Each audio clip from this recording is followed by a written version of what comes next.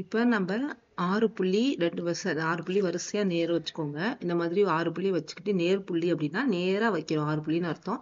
அதுக்கப்புறம் 4 அடுத்தது 1 இந்த பக்கம் மேல 1 கீழே 1 விட்டுட்டு வைக்கிறது.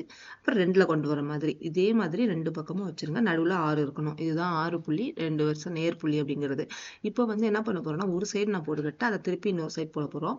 ஒரு சைடுல வந்து சுத்தி இந்த மாதிரி 2 இருக்கிற இடத்துல போய் அதை திருப்பி மேல கொண்டு வந்து நம்ம வந்து இந்த ரவுண்டு வட்டம் போட்டு திருப்பி இந்த சைடு கொண்டு போங்க.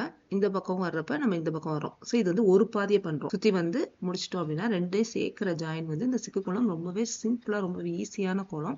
இதை நீங்க போட்டு பாருங்க. சுத்தி இந்த மாதிரி கொண்டு வந்து முடிச்சிட்டோம் அப்படின்னா அந்த கோலம் அழகா முடிஞ்சிடும். ரொம்பவே ஈஸி, ரொம்பவே சிம்பிள். எல்லாருமே இதை போட பாருங்க.